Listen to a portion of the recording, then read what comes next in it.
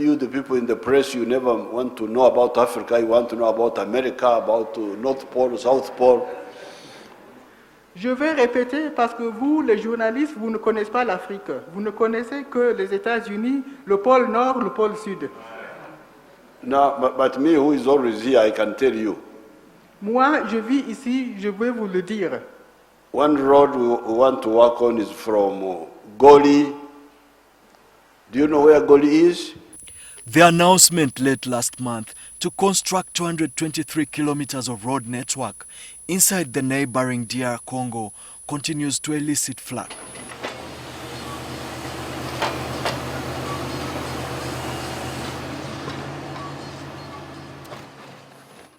As part of a soft power approach perhaps to attract and co-opt rather than coerce, the government plans to build roads in a country where it fought a shooting war that left a trail of destruction and despair.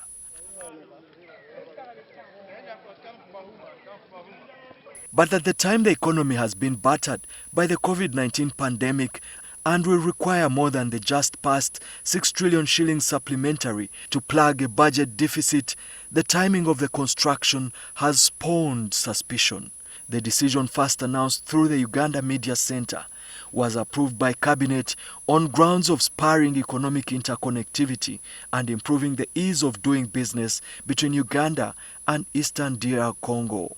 In 2018 alone, available trade statistics show that Uganda's exports, largely cement, iron and steel, vehicles, beverages amongst others, to Eastern Congo fetched an estimated $533 million or 1.9 trillion shillings, with formal trade accounting for $221 million or 825 billion Uganda shillings, while informal trade accounted for $312 million or 1.1 trillion shillings. The Congo Roads project includes constructing and upgrading of the 80-kilometer road stretching from Kasese, Mpondwe, Kasindi border section to Beni City in the restive North Kivu province on the fringes of Ituri forest. The second road is a 54-kilometer stretch from Beni to Butembo town, which is a commercial epicenter also in North Kivu, and the 89-kilometer road stretching from the Kisoro border point of Bunagana to Goma, the capital of the North Kivu province. The roads project will cost an estimated $334 million or 1.2 trillion shillings, for which Uganda has already mobilized $66 million or 224 billion shillings that was passed by Parliament this Tuesday as part of the 6 trillion shillings supplementary budget. The three roads are part of the 1,181-kilometer road network interlinking the two countries, which President Museveni and his Congolese counterpart, Felix Tshisekedi, agreed to work on during the first Uganda-DRC Joint Business Forum in November last year. Rummaging through the Tuesday parliamentary proceedings, it appears that MPs approved money without scrutiny. You're talking about Congo. You have not seen the agreement. On the issue of the agreement between Uganda and DRC for the infrastructure development, I want to find out whether the committee had an opportunity to look at this agreement. What we are being told is really about the funds, but the other details of the agreement are not known by anybody. The committee was interrogating the minister. We guided the minister that the House would want to receive the MOU and that it had to be laid on the floor of Parliament.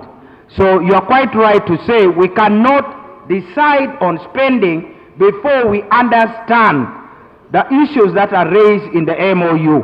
Mr. Speaker, we did ask for those agreements and they were laid in the committee. And we asked our legal staff to examine them. They did so. And later we also received confirmation from the Attorney General that they had scrutinized these agreements. So we are satisfied by the submissions of the technical team, and we went ahead to recommend. The committee therefore recommends that the signed agreement should be laid in Parliament before implementation of the project. This is what he said. I'm reading from the report. Right, Honourable Speaker, and precisely my concern relates to whether the committee had an opportunity to interrogate this memorandum of understanding. We have had issues before where this parliament has gotten information on agreements reached between this country and other organizations, and we have gotten a raw deal for the simple reason that either we don't have strong negotiators or our negotiators in one way or the other are compromised. Uganda has a history with the Democratic Republic of Congo.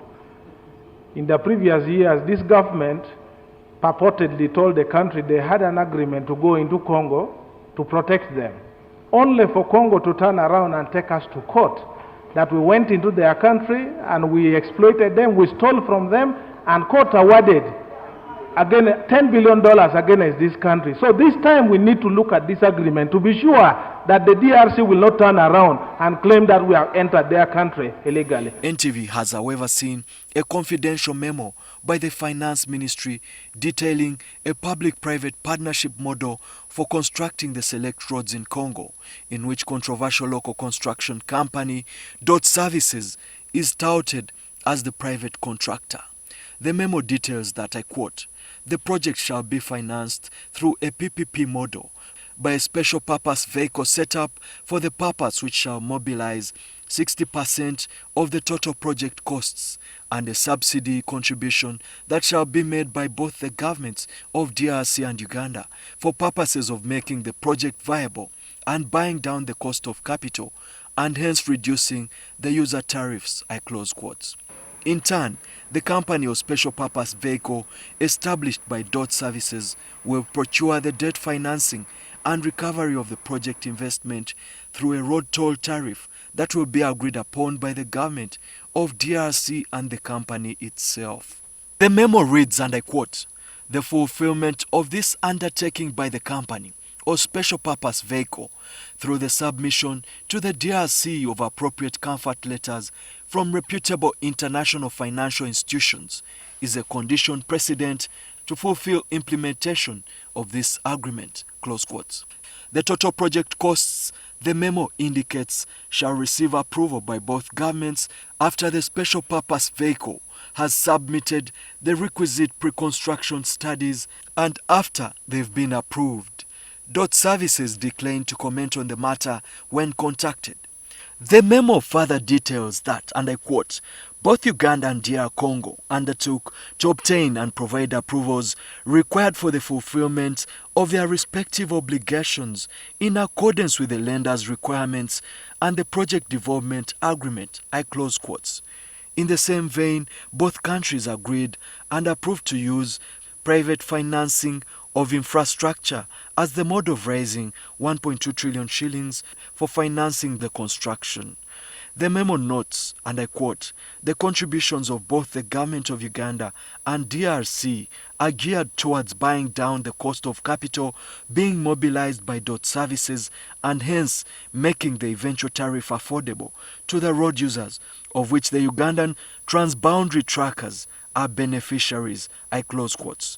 Works and Transport Minister Katumba Wamala told NTV on Friday that Dott Services was hired by the Congolese government. In a press briefing earlier on this month, General Wamala allayed fears of this project. If we are earning $532 million by 2018, and by participating in this joint venture, we can earn 2 times or 3 times this much, then that will enable us to address our own infrastructure requirement without possibly going back to borrowing by generating our own income. So that's what I wanted to share with you about this project. That is a project which is well conceived. It has good intentions.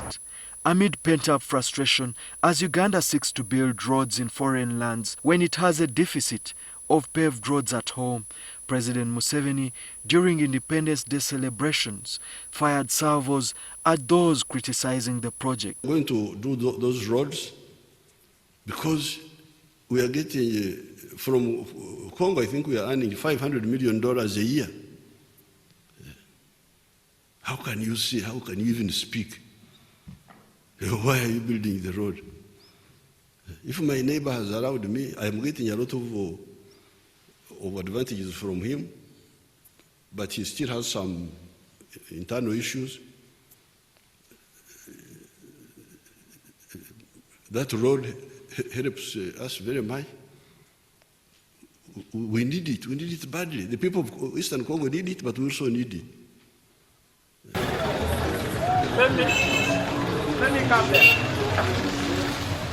The poor road network in Congo has for a while been a cause of consternation amongst all sides. In October last year, 37 Ugandan truck drivers were detained for weeks by authorities in the DR Congo northern province near the South Sudan border, and their Ugandan employers told to repair at least 700 kilometers of paved roads. However, while the upgrading of the roads is justifiable to ease doing business across borders, government has for the last 10 years been on a charm offensive to Kinshasa in light of proceedings at the Hague-based International Court of Justice.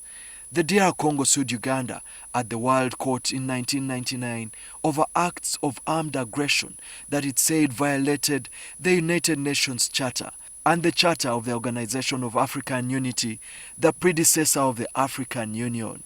Uganda, however, lost the case in 2005 when its legal team erred when they submitted to the court as its evidence a report of a commission of inquiry chaired by Justice David Porter, which had implicated senior government officials. The said report confirmed pillage of DRC's resources between 1998 and 2001, but absolved implicated senior government and military officials, including the president's brother Salim Saleh, whom a 2001 UN panel of experts named adversely in its report on illegal exploitation of Congo's wealth.